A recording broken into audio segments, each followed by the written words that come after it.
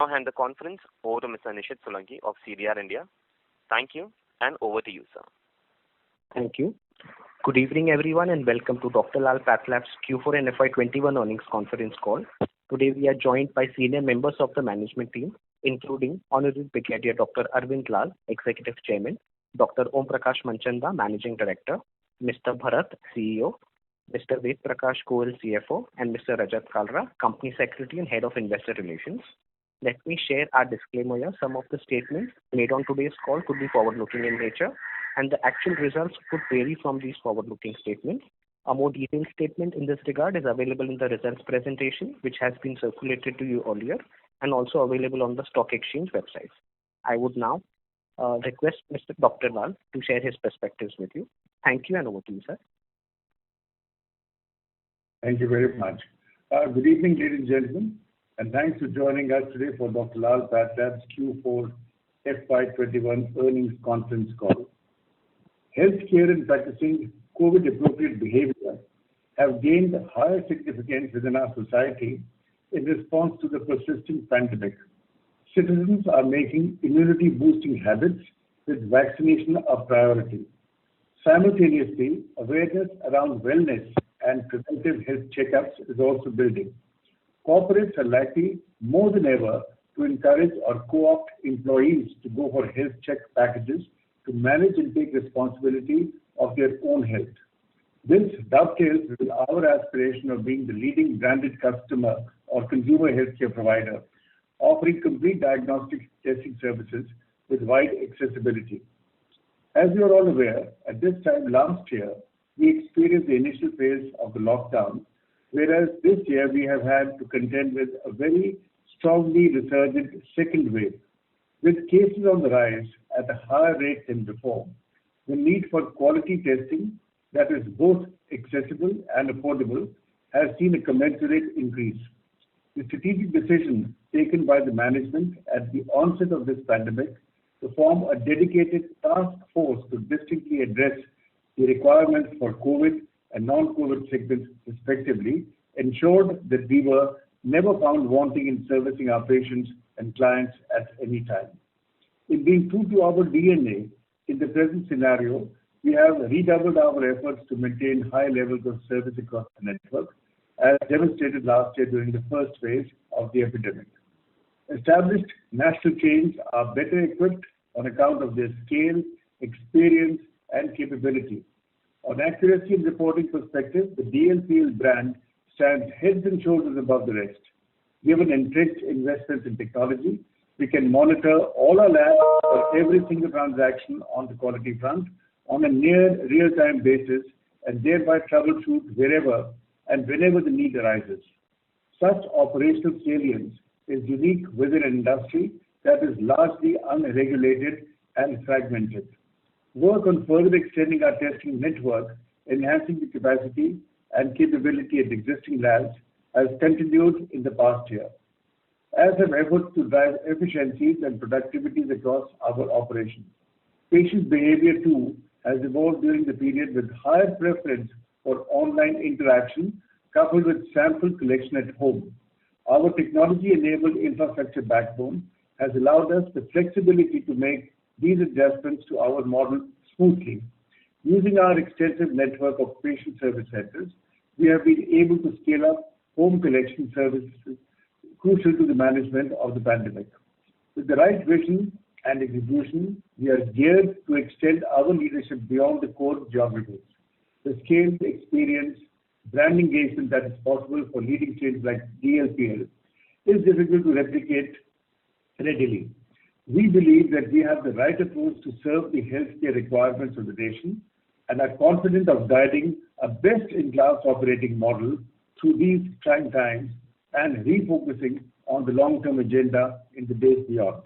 With that, I would like to hand over the call to Om to share his thoughts. Thank you very much. Thank you, Dr. Lal. Good evening, everybody, and thank you for joining us on today's call. I would like to take this opportunity to share my thoughts on the industry, our initiatives, and the way forward. The past year has been an extremely challenging year for all the stakeholders. the challenge still continues and has further gone up in the current financial year. In these trying times, we have seen our role as that of a big purpose. To the best of our ability, we have tried to continue our operations around the clock wherever required. Service our patients at their doorsteps, taken care of needs of travelers, taken care of our employee welfare, and work with various authorities to comply with various requirements.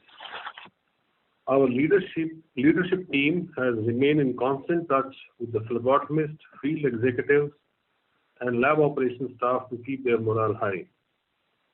The current crisis also has tested the ability of our operation model to take sudden spikes in demand and simultaneous shortage in supplies. Our employees have shown a lot of resilience in these times. Given our established presence nationwide, we could play a role in scaling up the RT-PCR testing bandwidth across the country. Our network was able to accommodate the sample flow during the lockdown phase, both across the COVID and non-COVID segments. Moreover, with wider prevalence of RT-PCR testing and our enhanced home collection offering, Dr. Lal PathLabs brand could attract a newer set of patients in the B2C segment. A key feature of our pandemic SOP was to optimally use our established network infrastructure by leveraging technology. Given how we have already embedded technology deeply into our operations, we could accommodate the transition in patient behavior from walk-ins to home collections very smoothly. Booking of collections, receiving reports, etc. have been very crucial during the pandemic to provide our patients with quality diagnostics they desire in an extremely seamless manner. When a small lab organizes a home visit versus Dr. Lal PathLabs doing it, there is a vast difference in the hygiene, quality, processes, and convenience part is way better in our case.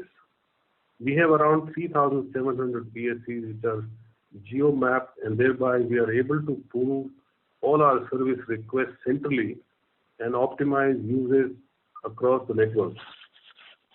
Talking about our overall strategy at a macro level, we continue to grow rest of India business, especially West and East regions, thereby further moving towards geographical broad basing of revenue contribution. Contribution from rest of India, ex-Delhi NCR, has increased and it now stands at 64.8%. Even though the contribution from Delhi NCR is getting now smaller, but we still continue to enjoy healthy margins on the back of better realization and scale. Our plans to widen our footprint are on track, and very soon we will be commissioning new regional reference labs, one each at Mumbai and Bangalore. These labs will be supported by a number of satellite labs in the areas and an effective network of PSCs. Concurrently, our approach of acquiring smaller and bottom of the pyramid Unifier, which is our subsidiary, has started now giving us meaningful business. Our efforts will continue in this direction, and this will further help us seed the clusters that we are trying to build in South and Western markets. With that, I conclude my opening remarks and would now request Bharat to take you through the operating performance of the company. Over to you, Bharat. Thanks, Om. Good evening, everyone, and welcome to our Q4 21 earnings call. I hope all of you are keeping safe and well. Q4 21 was an eventful quarter with an encouraging trend month on month of non-COVID business recovery, with walk-in and B2C channel recovery clearly visible, along with continued robust growth in our PUP business. This enabled us to register a Q4 versus Q3 sequential growth in non-COVID business as well. As the intensity of the first wave subsided, the COVID portfolio saw a decline sequentially with respect to Q3 20. All this cumulatively resulted in us recording a revenue of 431 crores with a growth of 42.9%. We served 5.9 lakh patients, a growth of 33.3%. We carried out 4.5 lakh RT-PCR tests in this quarter. It was heartening to see a Delhi NCR region returning back to growth and rest of India continuing its strong growth momentum. Our Swasthfit program also saw an increase in contribution to 19% of non-COVID revenues, up 300 basis points from last year same quarter. Our high-end portfolio, including genomics-focused GeneEvolve division, continues its strong growth momentum led by focus on key therapy areas. Q4 21 also saw us making progress on our previously stated objectives of South and West expansion, with satellite labs opening and also construction being progressed on our new reference labs. Our past few quarters' efforts in South and West across both organic and inorganic are also yielding encouraging response. South and West contribution in our business has moved up 340 basis points versus last year same quarter on total business and 140 basis points on non-COVID. In Q4 21, we also launched a new patient app. Our other technology cutting across digital as well as lab and medical side continues to make good progress. As we look back on FY 2021, it was indeed a challenging year operationally, but it also helped us get better serve patients at large, leveraging our expanding geographic coverage, medical, digital, and people capabilities to enable us to progress towards our vision of being the most trusted healthcare partner enabling healthier lives. Thank you. Ved, over to you. Thank you, Bharat. Good evening, everyone, and thanks for being on this call today. I'm now sharing some of the important financial highlights. Revenue for Q4 FY21 is at rupees 431 crore as compared to rupees 301.7 crore in last year same quarter, a growth of 42.9%. Revenue for the year FY21 is at rupees 1581.3 crore as compared to rupees 1330.4 crore in last year FY20, a growth of 18.9%. Revenue contribution from COVID RT-PCR, antibody, and allied test in Q4 and full year FY21 is at 11.2% and 18.3% respectively. Out of this, allied test, that is IL-6 and D-dimer, is about 12% of our total COVID portfolio revenue in Q4 and FY21. Revenue realization per patient for Q4 FY21 is higher at rupees 733 as against rupees 684 for last year same period. The higher revenue realization is mainly due to COVID portfolio and higher sample per patient in our non-COVID business. Normalized EBITDA after eliminating the impact of stock-based compensation and CSR expense in Q4 FY21 stood at rupees 129.5 crore as compared to 64.2 crore reported in Q4 FY20, a growth of 101.7%. Full year FY21 normalized EBITDA stood at rupees 462.6 crore as against rupees 365.6 crore last year. PBT for Q4 FY21 is at rupees 110.8 crore as against rupees 45.4 crore in Q4 FY20, a growth of 144%. PBT for the full year FY21 is at rupees 394.4 crore against rupees 310.5 crore in last year. PAT for Q4 FY21 is at rupees 85.1 crore as against rupees 32.6 crore in Q4 FY20, a growth of 161%. PAT for the full year FY21 is at rupees 296.5 crore against rupees 227.6 crore in last year, a growth of 30%. Basic EPS for Q4 FY21 is rupees 10.1 per share versus rupees 3.94 in the same quarter last year. EPS for the year FY21 is rupees 35.33 versus rupees 27.42 last year. investments in FD and mutual funds, including cash and bank balances at the end of March 31st, 2021 is at rupees 985.9 crore. We are pleased to share that the board of directors of the company have approved a final dividend of 80%, that is rupees 8 per equity share. With this final dividend, total dividend for the year FY21 is 200%, that is rupees 20 per equity share. In spite of extraordinary situation and COVID-19 pandemic, we have added 15 labs and close to 600 collection center and 2200 POPs in FY21. This includes close to 70 collection centers and around 900 POPs added through acquisition under the our subsidiary PathLab Unifiers.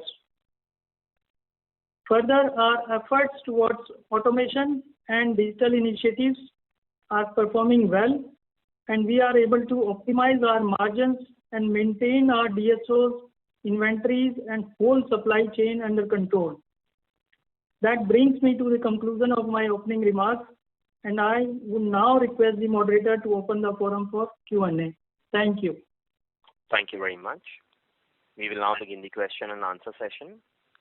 Anyone who wishes to ask a question may press star and one on their touchtone telephone.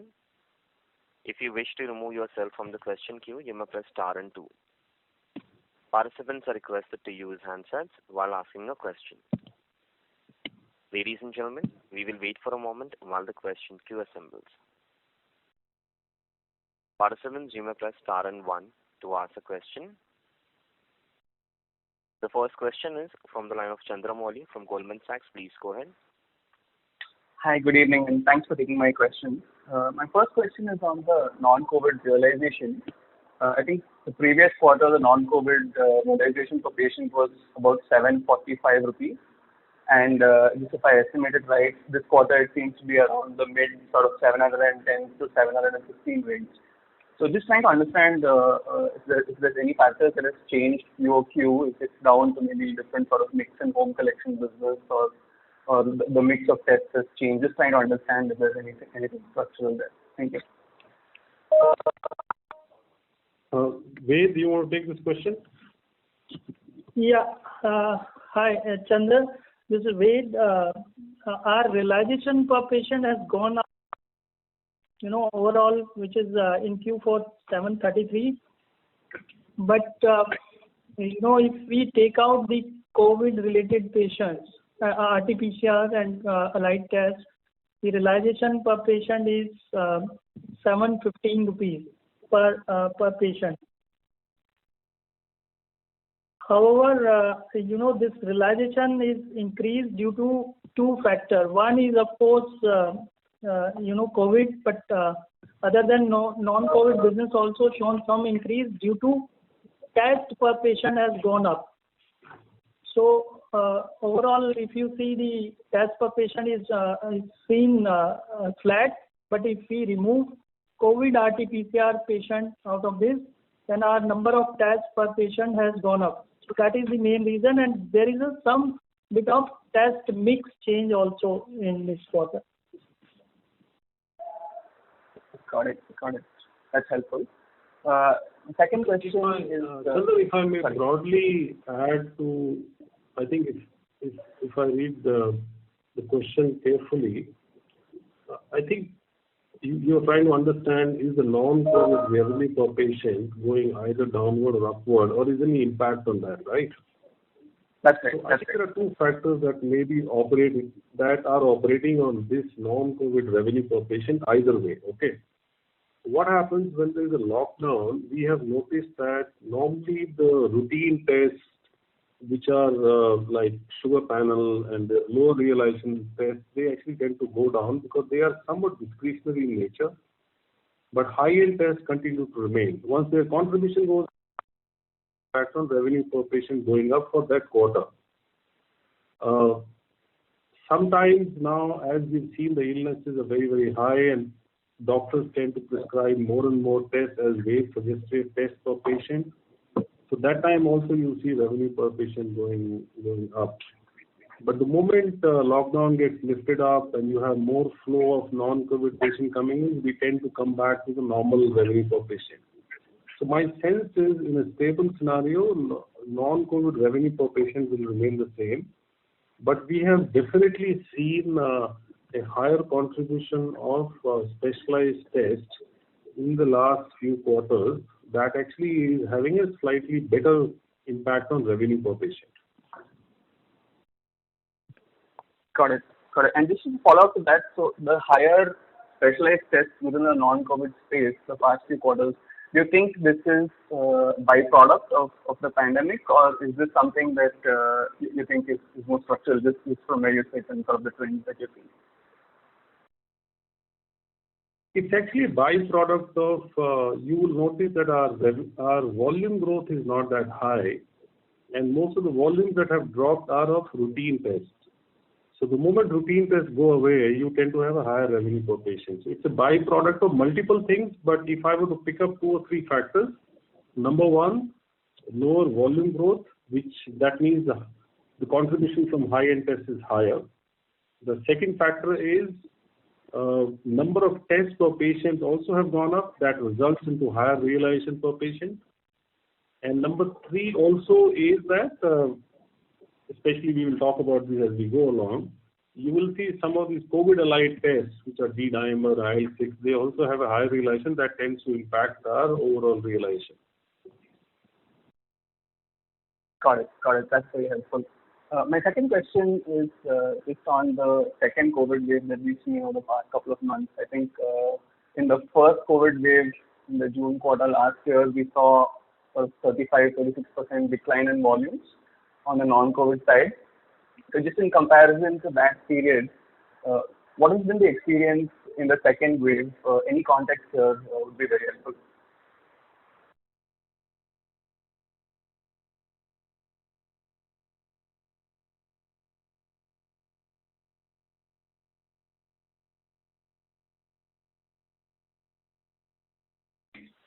Sorry, Sorry. I was on mute. Yeah, sorry. Maybe I'll start again. I think second wave is quite different from the first wave, and most of us are quite aware through media and WhatsApp messages that are going around. But I'll still try and, based on my understanding, the way I see the difference between first and second wave. In second wave, we saw a lot of patients actually going to hospitalization. And we also saw, unfortunately, very tragic, very sad, higher death rate as well. Now, that actually had impact on COVID-allied tests going up. If you recall, in earlier quarters, we started talking about COVID-allied tests. And there are 4 or 5 such tests which are actually inflammatory markers. We saw a sudden spike in these tests in wave 2, which actually was to much lesser extent in the wave 1. That's a big difference I found. I think that if I were to pick one, this is a big one. Got it. And just last follow-up to this. Otherwise, overall, the cases are so many, so the volume of testing has been much higher in wave 2 than in wave 1. Got it. And just final follow-up to this, just trying to understand, I think in the June quarter last year, there was sort of a stigma for patients to go into patient service centers, give their blood samples. Is that something that's recurring now in the second wave, or do you think that stigma is something that's much lower? No, there is no stigma per se now. I think earlier people were really hesitant to get tested. Now I don't think that's behind us. But people are still hesitant to go to a center and give blood samples. They always prefer for home collection because they think, maybe rightly so, that this is much safer. But we have actually tried to manage our patient flow both ways, because at some point in time we found that the home collection capacity is constrained. Since there was a sudden spike in demand, we really couldn't catch up with the pace to catch up with the demand, because many of our own employees also got impacted by COVID. So we did try, especially in Delhi NCR, to open up dedicated collection centers only for COVID. But there was no such hesitation on part of patients, because once we told them that it's very difficult to do home collections, we did direct them to the nearest dedicated collection center for COVID. And Bharat, if you can add to this, and I think we found a lot of people coming to our centralized collection center as well, right? Yes, indeed, Om. We saw good traffic in our CDC centers, as we call them. So that was a very large portion of what we collected for COVID RT-PCR samples. Yes. The only large request for home collection were from people who are really positive or from senior citizens. But otherwise, rest of them would come to CDC without any problem. Got it. That's very helpful. Thank you very much, and all the best. Thank you. I request to all the participants, please restrict to 2 questions per participant. If time permits, please come back in the question queue for a follow-up question. The next question is from the line of Neha from JP Morgan. Please go ahead. Yeah, thank you for taking my question. My first question is on the non-COVID recovery that was happening in the fourth quarter. Given we didn't have a national lockdown during the second wave, is it fair to say that the entire recovery didn't really fizzle off, or did you see a similar impact like we saw last year on the non-COVID business this time around too? You mean say when the current lockdown, which is not that strict a lockdown as we saw last year, right? That's a national lockdown now. This time we've seen in. So I think it's a good question. I think the impact that we had last year on non-COVID was very severe. But to say that in this lockdown, if there is no impact on non-COVID, that's not true. We have seen a depression in our non-COVID flow as well. But to me, that's not really captured in Q4 because of, I think Maharashtra saw it in maybe March, Delhi saw it end of March or early April. So just short answer to your question is, if there is a lockdown, is there any adverse impact on non-COVID business? Answer is yes. Is it that severe as it was last year? Answer is no. Okay. So it would be more, depending week on week that number would change. So it's not, I can't assume that impact is similar through the last 2 months. Yeah, because see, at least the patient movements are still allowed for essential services. You can still go out. Last year it was very, very difficult. Actually, people were just not moving out. So this time people are cautious, but they are still coming out to get tested. Understood. But as you rightly said, it's so varying week to week basis. It's very difficult to comment as to how it is going to pan out. Yeah, fair enough. My second question is on this entire home collection that you did mention in your opening remarks that there was month-on-month recovery on the non-COVID side, both on the walk-in and the B2C. Therefore, if you could just give us a sense of, some sense on how much did the home collection come off, as things went to some state of normal in the March quarter, and so that helps us in terms of post-COVID, what could be a normalized home collection run rate. Right. Bharat, you want to take this question? Sure, Om. So first of all, on the B2C side, we saw a good recovery coming through Jan to Feb to March on the lab walk-in and the PSC side of the business. Number two, the home collection business, it depends actually on the COVID waves. There is a steady state of business which we have seen about 2.5x.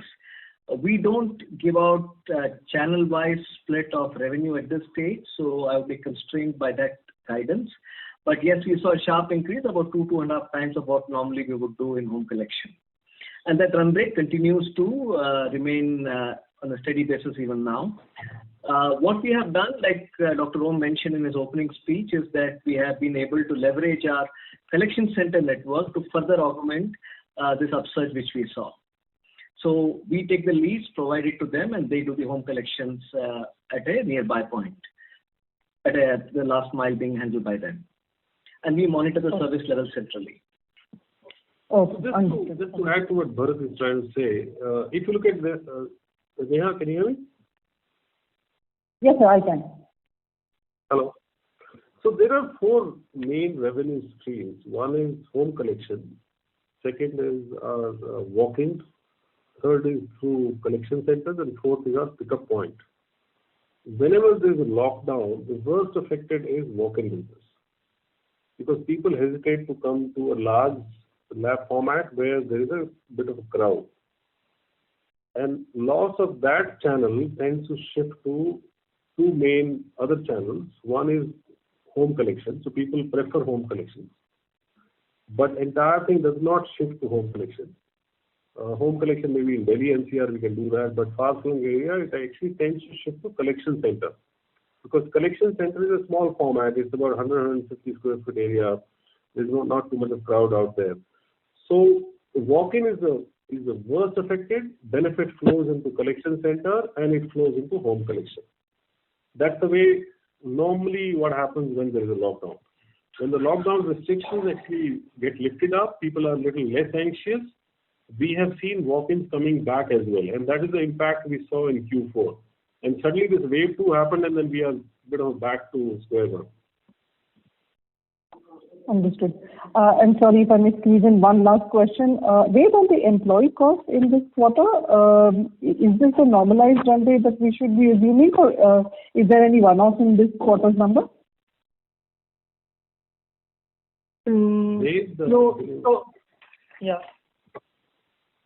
So Neha, this is usual. We haven't taken any one-off item. I think you may be referring to new wage code. This is not yet factored in. Having said that, last year, as it was not usual year, as increments and all that stuff was not fully factored for the full year. So I mean, this is truly not representative of what we usually have on a personal cost basis. Understood. Thank you so much. Thank you. The next question is from the line of Sriram Rathi from ICICI Securities. Please go ahead.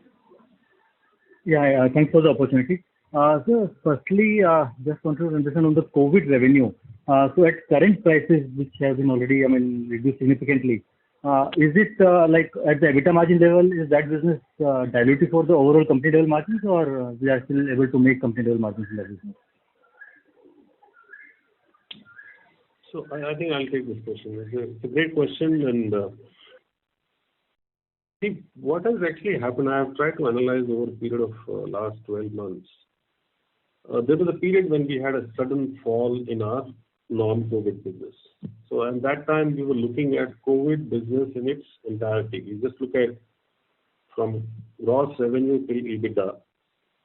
But as non-COVID revenue started coming back, we actually had a very good operating leverage in the system.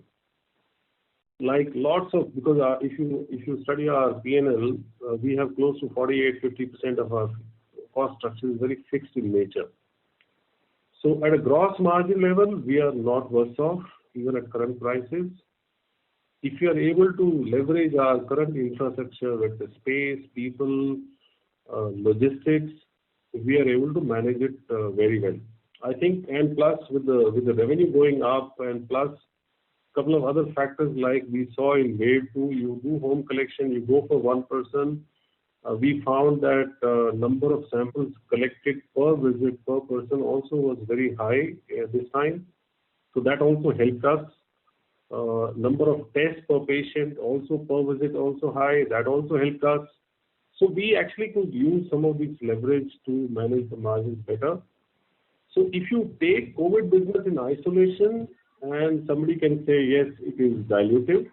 But if you take it along with the rest of the business that we have, so we are able to leverage it better. So we are able to manage reasonably well so far.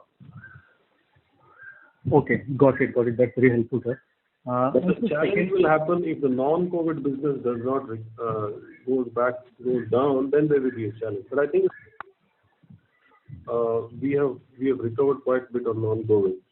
And if you go back a couple of quarters back, when we used to say that we have not allowed any dilution of effort on non-COVID, because we realized early in the year itself that if you don't put focus on non-COVID, it's going to become challenging. And that has really paid us well during the year. Okay, got it. And so secondly, on the non-COVID business, you mentioned that there is some impact because of the lockdown. So is it fair to assume that, the business will be below normal level currently? Let's say in the last 1 month, 1.5 months. Actually, it's very difficult to say. And I know you're trying to ask more about the recent weeks. But my general understanding is that in healthcare, it is the demand lost today doesn't mean demand is completely lost.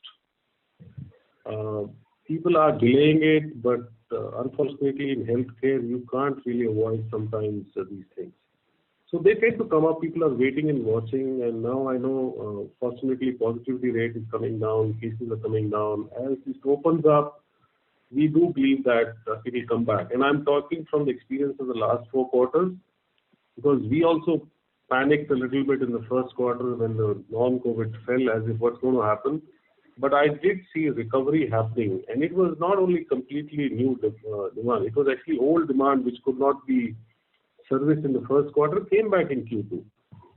I'm not sure if I see some depression in sales in these weeks, and I will say, no, this is going to be trend going forward. I think there is always some recovery of non-COVID demand coming back later as well. But as I mentioned, that week-wise fluctuations are so high, it's very difficult to actually tell a pattern. But over a longer period, I think non-COVID will come back. I don't think you lose this demand. Sure. So just a follow-up to that, sir. Like in the last Q4, we had, more or less flattish kind of revenue because of the impact from the COVID first wave. And on that base, we have grown around 26% odd this year, in this quarter. And now if I look at FY21, we have a volume decline of around 3 to 4% in the non-COVID business. So assuming that the things become normal sooner, so can we expect the growth can actually be very high kind, like we have seen in Q4 for FY22?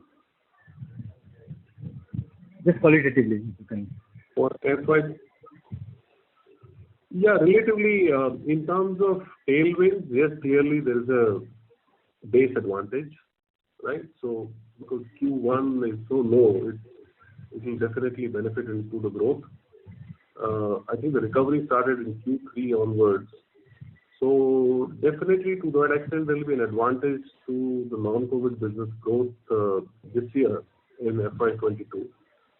But we also have to see how lockdowns really happen, because in fact, when we were sitting in the month of March, early March, we never anticipated that there's going to be a wave 2 and it's going to impact the whole thing. And as I mentioned, the moment you have a very strict lockdown, non-COVID business does go down. And the moment restrictions get lifted up, it tends to come back. So it's very difficult for me to actually project a trajectory of COVID for next few months. Non-COVID business, in terms of headwinds, will all depend on how COVID trajectory goes. But overall base advantage definitely is there this year for non-COVID. Got it. So lastly, just one question.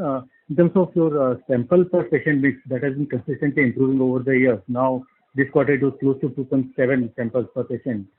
So, we have seen that in the last 3-4 years, the proportion of bundle tests is more or less in the range of 13 to 16%. But this ratio has continued to improve. So just wanted to understand, what can be optimum level? Is there anything which you have in mind that, we can reach to this kind of level in terms of this ratio?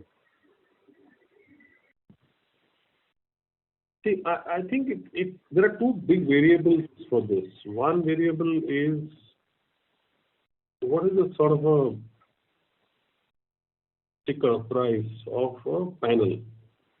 As you rightly picked up, as the contribution of Swasthfit goes up, or there are other panels tend to go up, it has a favorable impact on two people. One is doctors tend to prescribe panel, patients also don't mind because they say, okay, fine, if 5 tests, I can get more tests, so I'll actually get to, there is some value of additional information through additional tests as well. So as long as we are able to creatively price these panels around some number, let's say 1,000, 1,500, you tend to see that prescription habits as well as patient desire tend to move from a single or 2 tests or 3 tests to a panel test. And panels always will have a battery of tests like 8 or 10, and some of these first fit panels have even 20 tests also. So that's one big variable that is there for this number to move up. The second is as practice of medicine itself, because it's becoming more evidence-based, more awareness about, health awareness is so much these days that virtually patients tend to ask a lot of questions to doctors saying that, okay, why are you doing this, why are you doing that? And they also want few more tests to be done. So it's, as the practice of medicine tends to become evidence-based, this number also will go up. And if I were to benchmark with Western world, where of course somebody else pays for the test because they are all insurance covered, it's not out-of-pocket market, there the number is as high as close to 10 per patient. So I'm not saying it will go to that number, but it gives you an idea as to where it can go. But definitely this number will have a tendency to go up rather than go down. Sure, sir. That's really helpful, sir. Thank you so much, Doctor. Thank you. I request to all the participants, please restrict to 2 questions per participant. If time permits, please come back in the question queue for a follow-up question. The next question is from the line of Shaleen Kumar from UBS Securities. Please go ahead. Yeah. Thank you so much for the opportunity. Just want to know, what's your current capacity of RT-PCR? And second, when you're looking at COVID allied testing, is it that allied test is coming from a COVID positive patient, or is a certain test you're qualifying as COVID allied test? So we are actually putting COVID allied tests. Wait, correct me if I'm wrong. There are about 5 or 6 tests which are put in this cluster, and majority of the revenue coming from these 2 tests, which is D-dimer and IL-6, and there is another third test, CRP as well.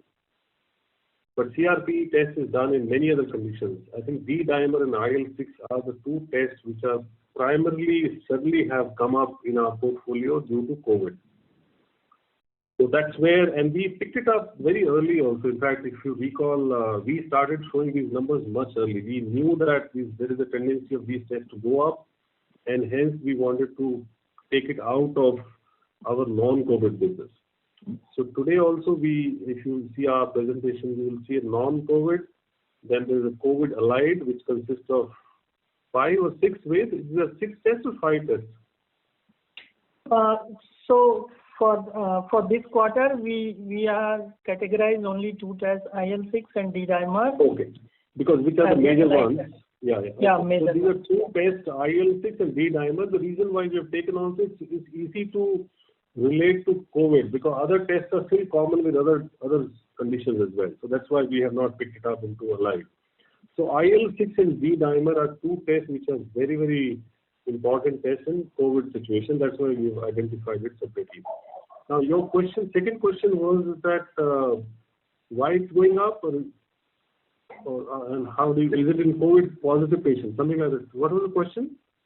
Right. The question is it you're only capturing these tests, are you capturing tests coming from COVID positive patients?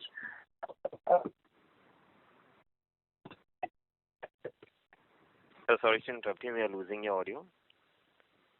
Kumar, we are not. Okay, I have understood the question. It's primarily coming on account of doctor prescription, and I think it is most of these tests would be from COVID positive, because when one is diagnosed as positive, then you are actually consulting a doctor, and doctor is advising these tests, and whether it's 4th or 5th day or later. So it's basically through doctor prescription these tests are coming. And capacity of RT-PCR test? How many tests are we? So RT-PCR capacity to be seen in two ways. Number one, it should be seen as the number of locations we do this test. When we started in April 2020, we had only one lab in one state, which is Delhi, and it was done in our main lab in Rohini. As we finished 31st March, I think the number has gone up to 14 labs, right, Bharat? Yes, indeed. Yeah, 14 labs, and now we've added some more labs in April and May as well. So that's why this number is fairly dynamic. And today, if I recollect, the number has gone up to about 17 odd labs in our system. So that is one way to look at capacity. And these 17 labs are spread across 13 states. And this number I'm telling you as of today, it's not really as of 31st March. Right. That's one way to look at it. Second is D-dimer and IL-6. The good news is that it is much more spread out. I think close to 60 or 70 of our labs are doing these tests. So D-dimer and IL-6 availability is much wider than, let's say, RT-PCR. Now, next way to look at the capacity is number of tests that we can do. And I'll hand over this question to Bharat to talk about, because capacity actually has two elements. One is the people capacity, which is to collect, and another is machine capacity. So maybe Bharat, you can throw a little bit light on that number as to how your test capacity is. So capacity-wise, there are two angles to this. Like Dr. Om mentioned that there is a machining capacity, which is the number of tests which the RT-PCR machine can do on a per 3-hour shift basis, 3.5-hour shift basis. The second is around the people and the crew required to manage the entire lab operations, right from registration to getting the box open to putting the neutralizing buffer and so on. The other capacity on the demand side is on the collection capacity. Now that really depends on how you manage your mix. Is it driven by home collection? Is it driven by COVID dedicated centers? Are you doing large government contracts and so on? So what we effectively do is to run this like a network of labs. When we began last year, each state had considerations saying you cannot move sample out of my state. Today, the states have realized that they can allow samples to be moved across. It's just that the tag has to be maintained, the reporting accuracy has to be maintained. So leveraging technology, we run our entire operations like a network of labs, a network of sites, and we're able to transship samples in case one location overflows with sample on that particular day. So this demand is also on an everyday basis. It is not what you would call, then we establish a pattern and then we're able to manage capacities. From a machining or a people perspective, I don't think we have a real challenge on increasing capacities even further if we want to. Collection and a bit of reporting tends to be bottlenecks at points of time, but otherwise we are very comfortable on capacity. So, Bharat, considering all the bottlenecks, how many tests can we do bare minimum on a daily basis? We have surplus capacity of about 30-40% more than what we currently have done as peak. But any number that what's the capacity, daily capacity, what we can do? Test-wise? The reason why one is not talking about the capacity, I think the challenge that we have in sharing that number is because it depends on what channel you pick up. So if you, let's say, catering more to home collection, the capacity comes down because you are not, and then we have another constraint that you have to report within 24 hours. And if you do home collection, by the time sample hits the lab, it's already taken 6-7 hours. So home collection way of doing business, your capacity goes down. But if you pick up government samples, then you have a huge capacity. But if I were to, since you're insisting on a number, we probably even have gone up to about 25,000 samples also per day at a peak level. But as Bharat said that, I don't think we are still sitting, we can still always stretch the system a little more. But since we have to keep this constraint of 24 hours reporting, we want to comply with that. We want to make sure that our B2C customers are serviced more because we have that franchise than B2B. So keeping that in mind, we have even gone to that number as well. But now, and these spikes actually happen only for 1 week, 10 days. They are not on a sustained basis every day. And if you look at the trend, it started slowly building up in April. It peaks around third week of April. Now it's just going down. It falls flat in overnight as well. So that's why it's so fluctuating on a daily basis. It's not that RT-PCR test every day you will have that number. It just doesn't happen that way. While since we share with you the quarterly number, you tend to feel as if like divided by 90, this is a per day. These things are a very, very wild fluctuation. It just peaks and falls also. The very, very steep peaks which we see in these numbers within the quarter. Sure. If I can squeeze just one more. I'll request you to come back in the question queue for a follow-up question. The next question is from the line of Malhar Manik from Manik Investments. Please go ahead. Good evening, sir. Congratulations on a good set of numbers and thank you for this opportunity. I have just one question. I believe we are using data analytics based on customer footfalls to optimize the location, size, merchandise, etc. of our collection centers and labs. So I was wondering if you can please elaborate on this, like how does it work, what is our optimization accuracy in terms of an approximate percentage, and for how many years have we been collecting this data, and ultimately how does this investment in technology culminate in quicker turnaround time for customers? Sorry, Bharat, you want to take this? Sure. Yeah, I can take it on. Thank you. So first of all, when you set up a retail location, it is a lot of science but a lot of art as well. And there are various considerations which go behind where you locate a lab or a collection center. Collection center is fairly simple. You locate in high streets or in high throughput locations or in medical hubs effectively. We use certain data techniques and platforms which for competitive reasons, I can't share exact names, to identify locations which are high traffic and then map against where we currently have supplies from. As far as lab locations goes, there are multiple other considerations, which is real estate availability, plate size, logistics, accessibility, power conditions, and so on. So the variables between lab and collection centers are very, very different. A collection center is fairly simple. The good news is that because of our, let us say, as we gain more experience in leveraging technology and a bit of science, art, our new collection center success rate is very good. They don't drop off the network very soon. In fact, we have a separate program to baby care some of the new collection centers. So we have a robust plan in terms of how do we identify locations, which is both evidence-based as well as some bit of intuitive and heuristic knowledge. Okay. So if a franchisee proposes to set up a lab in a location which is determined as not optimal, then we reject that. Is that so? Indeed. Okay. The clarification, it is not a lab, it is a collection center. Yeah. We don't typically franchise out our labs. So collection centers, yes, we reject a lot of applications which come from unviable areas. Okay. And approximately, is there any percentage like optimization accuracy which is right now? We don't have a science effectively, which I can give a number at this stage, at least in today's call.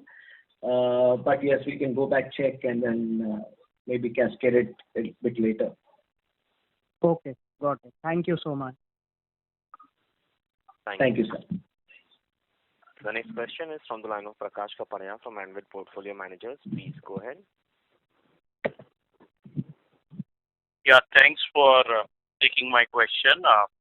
Congrats to the team on a good set of numbers. These are tough times, so to deliver these numbers, good sign. So congrats to the team. I had two questions. If I scan the diagnostic players data, Dr. Lal has, relatively lower COVID contribution to overall revenue. So are we better placed in FY22 for predictability of growth, assuming, the second wave has peaked and do we think that preventive packages will be preferred by customers and that could see increased contribution going forward? And secondly, if I look at the reference labs coming up in South and West, so, what are we doing to create awareness, especially in Bangalore and Mumbai? And what's the plan, by Dr. Lal? Because, there is already a need which is fulfilled by organized players. So, you could share some insights on these two questions that we have put. Yeah, okay. First question, contribution of COVID to our total business. I think it's a demand driven. We are looking to serve the demand as it comes. So we are not trying to promote it unnecessarily, push these tests. So it is a function of disease spread. Some states are affected less, some are affected more. In some states, waves have come more, in some states later. So I think it's clearly a function of that. And also, since we are the largest company in India in terms of base, and I think we've done close to 250 crore, which is the highest RT-PCR turnover in the country. That's my sense. I haven't got yet all the numbers in place. That as a percentage of course, total overall sales figures will definitely be lower because our base is very large. But having said that, it's to my mind a function of whichever market you are strong. Second question related to Bangalore and Bombay, whatever we are doing and how we plan to grow these markets. I think this is this COVID thing. What it has done is that people are now preferring more home collections, and home collection business is not a very easy business to scale. I think in that difficulty lies an opportunity for us, because if we can execute this home collection service better than our competition, then I think we are home. And to me, home collection business actually has two broad components to service. One is how tech savvy you are. And I know that our DNA is not from technology, but I think we are moving rapidly on this path. And also our phlebotomy services, people, how courteous they are, how they deal with the patients, the entire customer service. To me, all this put together will act as a big differentiator. So to my mind, that is one big sort of opportunity we are seeing in both these markets, both Bangalore and Bombay, because they are very discerning customers as well. And market size is fairly large. And we are seeing some traction in recent past, which is primarily driven by COVID testing also. And we are very hopeful that we should be able to crack these places. And the part of the first question, do we think, we'll see increased contribution of, bundled packages? Would customers prefer that given whatever, first wave, second wave has happened? Because there is definitely value proposition is better. And I think you mentioned, customers don't mind of additional tests. Are we seeing that, or do we sense that could increase further? Yeah, I think I missed that question. Yeah, sorry. So, as Bharat mentioned in his opening comments, that our contribution of SwasthFit is steadily rising. It clearly shows there's a pattern which is going to fall in place. And I think about 19%, Bharat is it? Yes, sir.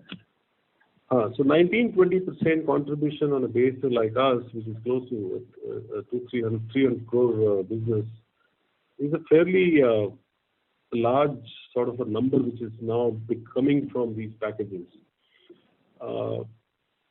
I think if I were to do a scenario analysis, all of us are, including me and you, are now much more health aware. We want to take care of our health very well. So overall diagnostics is the first place to start, because most of us have realized that the health is something inside you, not outside. So people would want to get themselves tested.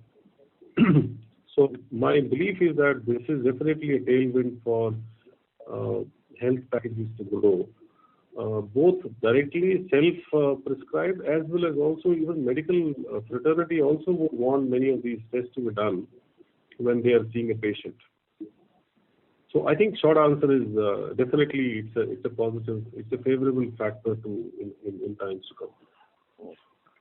Sure.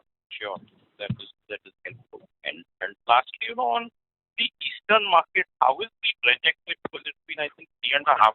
We started our reference lab. Is growth better there? Has it met our expectations? And next year, should we touch 300 crores kind of a revenue in the eastern market?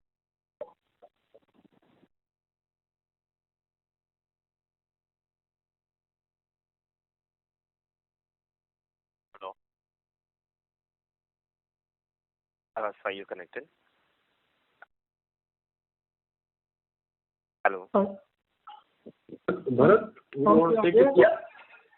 So I think we are very pleased with what we have achieved in East. It took us some time to ramp up operations in East of India, but I think revenue numbers are really robust and growth is really healthy.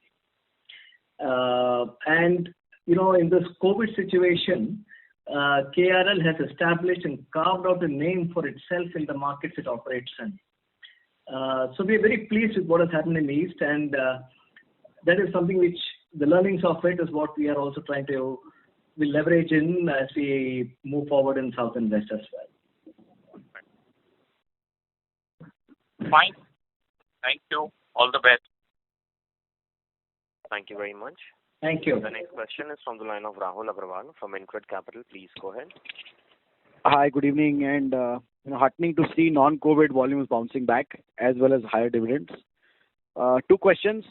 One is on the PSC and PUP side. I noticed PSC per lab ratio is heading up as planned. Last year it was 14, now it's 16, where you've ended March 21. I wanted to know the lab expansion plan as well as the PSC PUP expansion plan for fiscal 22. So obviously Mumbai, Bangalore are expected very soon. But if you could throw some more light on the balance next 10 months, what kind of labs we're opening, is there any thought there? And what kind of PSC and PUP network goes up in fiscal 22? That's my first question. Thank you. Bharat, you will take this? Sure. Thank you. So as far as yes, you're right, in saying that our CC and pickup contribution per lab has moved up. And this has been a conscious way we have been operating for quite some time now, is to bring in leverage into our lab operations as well as servicing the market. As we look forward, and this we have demonstrated even during the lockdown period of last year, our lab expansion program continued without any challenge, and so also our collection center expansion plan. We are leveraging technology on the collection center network, so there is a lot of stuff which has happened on technology enablement, and that is something that has helped us to have a far more accelerated collection center network opening program. Plan, I think our pipeline is robust.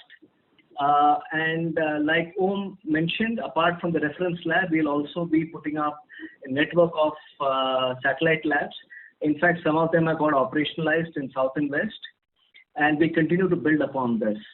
So I don't think you will see us dithering on our expansion plan, including satellite labs, and also collection center and pickup point network will continue.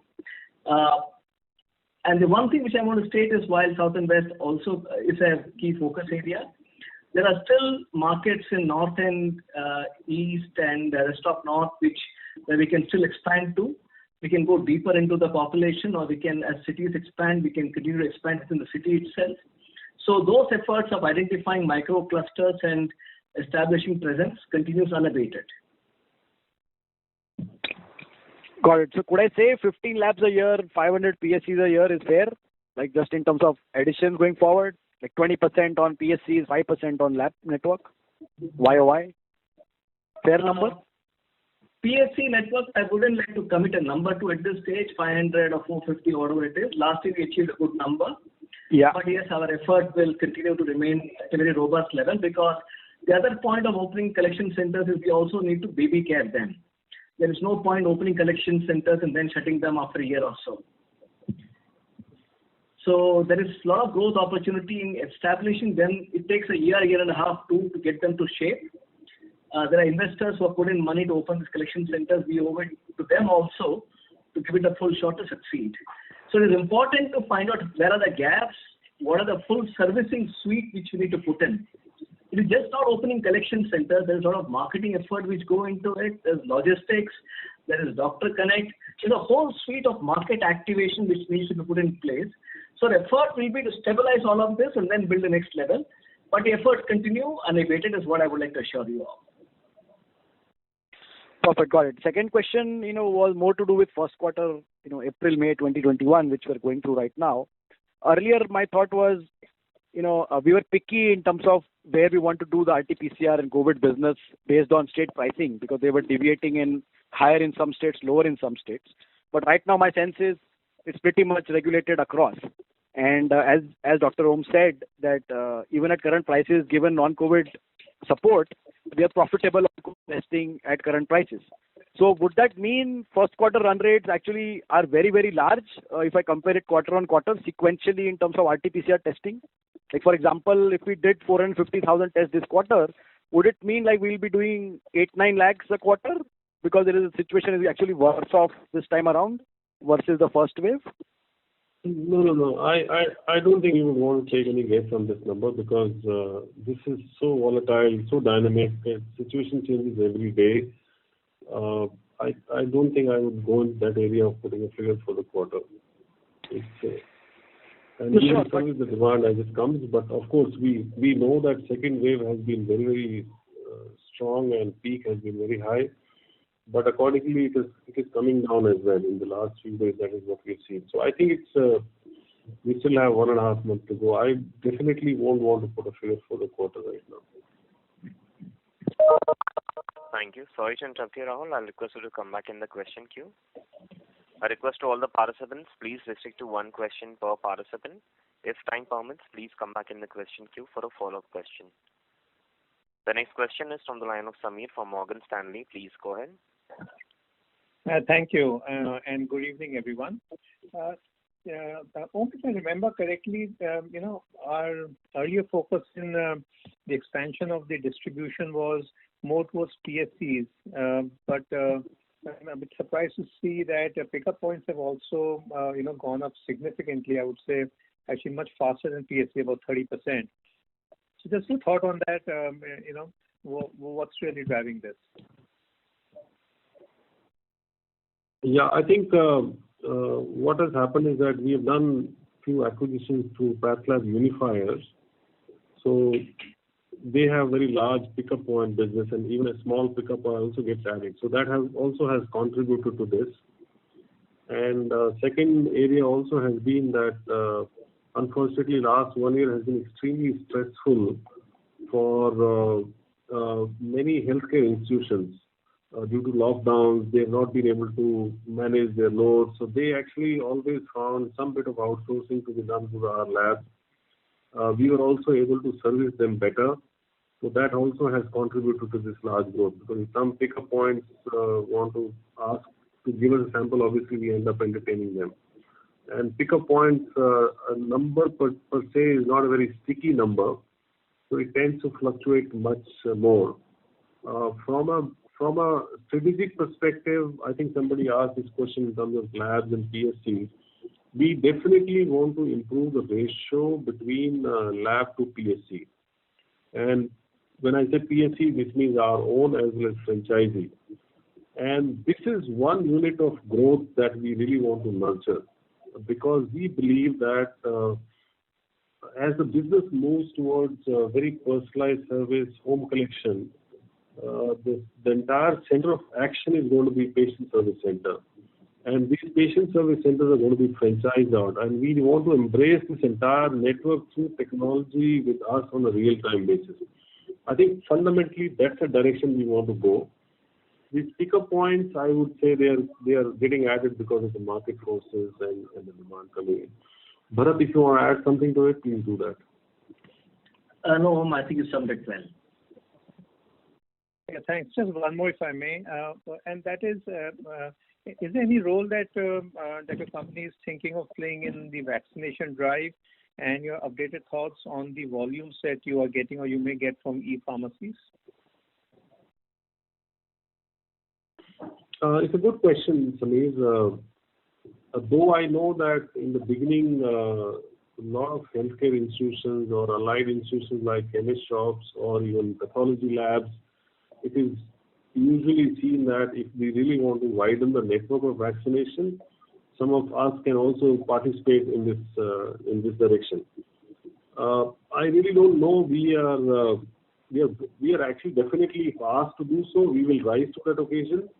But there is a bit of a question mark at our end because there is a requirement of certain spaces to be done. You need to have a waiting area, then you have to have a vaccination area, then you need to have an observation area, and the person has to wait for half an hour there.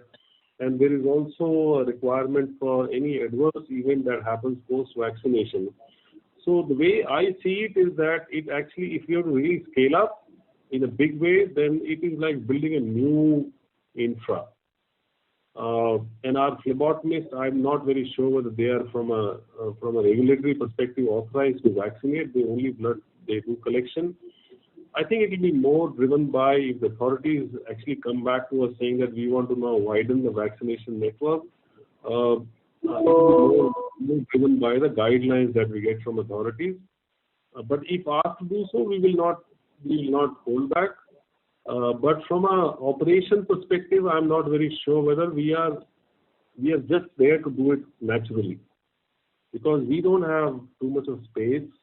Collection centers are too small, 100, 150 square foot area. So I'm not very sure how we can manage all these 3-4 rooms that required. Adverse event, we don't know. And even if you do a tie-up with some hospital, you need to have some kind of scale to even have some kind of ambulance there. So I think operationally it looks to me a bit challenging as of now, as I see it. But if authorities want us to get involved, so we will definitely come forward and help the country and society if required. Got it. Or e-pharmacies? Sorry to interrupt you. I'll request. Sorry, what was the question on e-pharmacy? Are you seeing enough volumes? Are they scaling up on the diagnostic side, and can they be a funnel into your labs? So e-pharmacy like 1mg and pharmacy kind of guys getting leads, that's what you think? Yeah, they've all started diagnostic services as well. So they need. I know. I've seen this. Many of these guys on their own, they've started diagnostics. Bharat, you want to take this question? Let me attempt this one. So we have tie-up with all the large e-pharmacy chains like 1mg and so on. So they sell our test packages and they give us the leads for us to service, or they give us the samples for us to give the reports back to them. So that is actually in place. Some of them are putting up their own labs. I think there are a couple of them who set up labs in Delhi, for example, Healthians and 1mg. Healthians is not a strict e-commerce player, but yes, 1mg is. So they are putting up their own labs. But that is something which we keenly watch. But we are also building our own e-commerce channel for us to be able to offer services digitally. Some of these guys actually got advantage during COVID spikes because there's always a spillover of demand from larger setup, because the demand during this period went up so sharply and it has come down as well. It's not that it's just staying there. It happened just for 2 weeks. The demand was so high. Most of us actually couldn't cater to it, whether it is Z9 or IL-6, and I was just doing a math. Actually, it just went up 15 times normal rate. So there is no lab or nobody actually can meet this demand. That's what happened on hospital side as well. But now it has come down as well. So there is excess capacity in it. I think some of these labs got benefit of the spillover demand. And since most of this demand was home collection and customers were using tech solutions, so they did benefit out of this. So having said that, I think some of these guys are not to be taken lightly. So they are definitely competitors emerging in this space. Thank you very much. Sameer, I'll request you to come back in the question queue for a follow-up question. The next question is from the line of Sujit Pal from Prabhudas Lilladher. Please go ahead. Hi. given the kind of situation has been evolved, sectoral strategic shift could also happen. For a guys like Dr. Lal, whose presence was not that great in, say, South and West, do you think that, the current pandemic for last 1 year, which could be going for next 1 year too, the presence of digital also help you to expand faster over here, if that be the norm going forward? Yeah, if I were to sum up, I think there are more tailwinds for us to enter new markets than before COVID. Brick and mortar model. There's no doubt about that. And the tailwinds are coming more because tech solutions, tailwinds are coming because people wanting to actually get the test done from reputed labs. They've heard about it, and we always had good brand equity amongst medical fraternity. We were not that big B2C player, but definitely we were a preferred player amongst medical fraternity. So, short answer is definitely it is an advantage post-COVID for a player like us to go into new markets like South and West. Now it is for us how quickly we leverage that. That's right.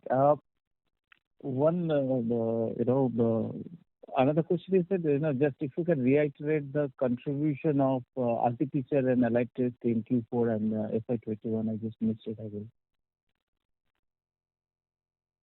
So, I know there was some person trying to ask for FY22 Q1 as well, and I'm a little hesitant to comment on that because we still don't know what that contribution could be going forward. But historically, yes, Ved, if I'm correct, Q4 is 11.2%. In RT-PCR. And RT-PCR, I'm talking about total business, total COVID, because COVID allied is very small last year. So, and for the total year, it's about 18%. Where are you there?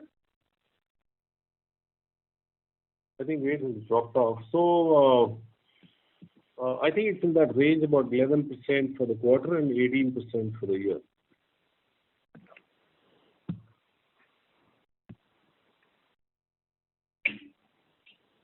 Thank you. Sorry to interrupt you. I request Sujit to come back in the question queue for a follow-up question. The next question is from the line of Kunal Randeria from Edelweiss Financial Service. Please go ahead. Yeah, good evening. My first question is I just want to understand a bit more on the stickiness of these COVID-allied tests, especially like D-dimer. So because there are some, this vaccination, one vaccine is associated with blood clots and all. So do you see a longer tail to D-dimer until the vaccination is done?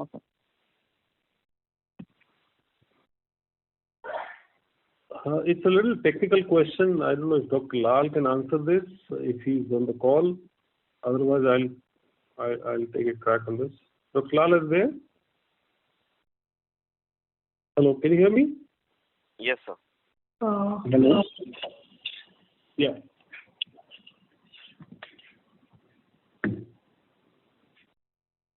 Hello, Dr. Lal? Yeah, I can hear you. Please go ahead. Can you answer this question slightly? I think the question which I thought was related to vaccination and D-dimer correlation. Tell me. So can you repeat the question? Okay. Please repeat the question. Okay. So my question is, I'm just trying to understand the stickiness of allied tests, COVID-allied tests like D-dimer. So with, one vaccine being associated with blood clots and all, so I'm just wondering whether you will see a very long tail with D-dimer tests. See, first of all, this is a myth that, one vaccine gives rise to blood clots, etc. It is well within, something like 6 cases in 1 million have been spotted or something like that. That can happen with anybody. And what you have to remember is it is not vaccine related, but it is related to COVID. COVID itself goes and affects the blood vessels of the lungs, and that is what causes these kind of problems. There is no vaccination related coagulopathy, as we call it, in India has been reported. but yes, they are on record, but they are insignificant. So the problem what you are asking is due to the COVID effect and not to the vaccine effect on a large scale. Sure. Okay. So if I were to understand, as COVID, tapers down in India, some of these tests will also go down, follow the same trajectory. Yeah, that's very clear. Yeah. To me, I think it's a fairly clear thing. It is these RT-PCR, IL-6, D-dimer, they are all linked to the trajectory of COVID. If the COVID goes down, these tests will go down. And that's why I'm a little hesitant to actually put fully a number, because I still don't know what's going to happen in future. That's absolutely correct. It's like a sine curve. When the epidemic is on and the peak is on, now the second peak is now discernibly coming down. So you will have less testing of all these tests. And these are all follow-up tests in any case. These are post-inflammatory reaction to the virus. So they automatically come down. And the number of deaths in India, unfortunately, have not come down, but you will see them coming down, and you will see the effect everywhere. Okay, that answers my question. Thank you. Thank you very much. The next question is from the line of Prabodh from Patekar Investment Private Limited. Please go ahead. Good evening, sir. Thanks for taking my call. Over the last year, we've seen hospital walk-ins among patients have dropped. So in terms of the hospital tests coming down in favor of home collection, is there any texture you could lend to what you're seeing from a data perspective? And as an extension of this, do we expect that once hospital walk-ins go back to normal level, there will be a reversal of some kind from standalone labs to maybe hospital-based labs? I think there are 2-3 things that you mentioned. Hospital walk-ins have come down. That's correct. A lot of OPDs have gone online, which is also correct. So walk-ins coming down does not mean the consults are not happening. Consults are not happening online. I have talked to a few colleagues of mine who run hospitals. They did mention to me, in fact, most of us used to think that this is permanent shift and people will not come back. But when the COVID went down, a lot of people actually started coming back as well. Because there is a patient interface with the doctor, face-to-face, also has its own therapeutic aspect, right? So there is a tendency for patients to come back. So right now, since we are in the middle of this crisis in wave 2, a lot of it is actually gone back online. I think your second question was, will hospital labs play a big role? I think some of the hospital labs have already started home collection, but their reach is only within 1 to 2 kilometer area. So it's not something they try to build a retail pathology network. They only service their own current patient base. So to that extent, they are doing some kind of home collections, hospital labs. Yeah, and if I may add, Om, to what you have said, when the COVID epidemic or pandemic is fully on, the people who suffer, who are actually old patients of, what you call these non-communicable diseases, what you call comorbidities, people like diabetics with problems, hypertension with problems, cardiac patient problems, cancer patient problems, renal transplant patients with problems, and other kind of problems, strokes, etc. Those people, they stop coming, or nobody even actually, entertains them that much because you're full of COVID patients. So it works both ways. The moment COVID decreases, these patients start coming back because they are on treatment. Imagine there's a patient of, cancer who's on chemotherapy. That poor chap's chemotherapy has been stopped. So he has to go back. So it is inversely proportional. That's all. Understand. Thank you. Thank you very much. Yeah. The next question is from the line of Himanshu, an individual investor. Please go ahead.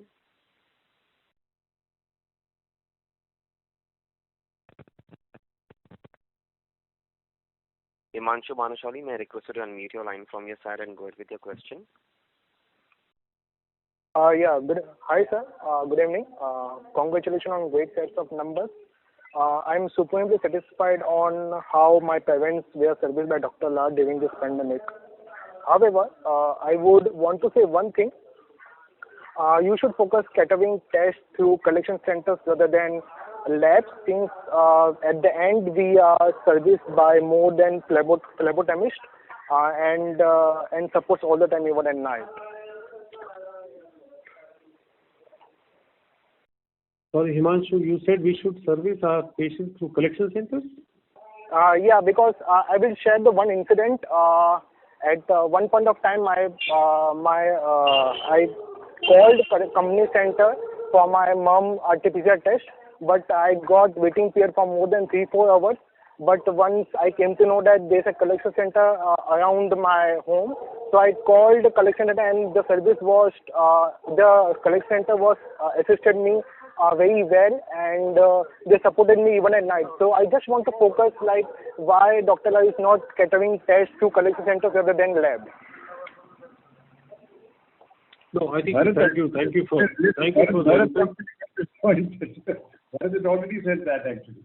No, thank you for the input. Actually, that's our stated sort of way forward, because the purpose of franchisee is to scale, because otherwise if we start doing it on our own, we can't scale this business. That's the reason why we have a franchisee. And then we want to actually embrace the entire franchisee network through technology, so that we are also able to see the entire customer experience at franchisee level. While you have had a great experience at franchisee, sometimes we also have cases other way around as well. But we want to keep the visibility of the entire experience customer is going through our franchisee. But you are absolutely right. To scale this business, we have to go through franchisee. That's where we'll be able to go every nook and corner of this country. Thank you very much. Ladies and gentlemen, due to time constraint, that will be the last question for today. I will now hand the conference over to the management for closing comments. Ved, do you want to give thanks? Yeah. Thank you everyone for being with us on this call today, and look forward to connect you again on our next call. Till then, I wish all of you and your family to be safe and healthy. I would now request the call. Thank you. Thank you very much. On behalf of Dr. Lal PathLabs, that concludes this conference. Thank you for joining us. You may now disconnect your lines. Thank you.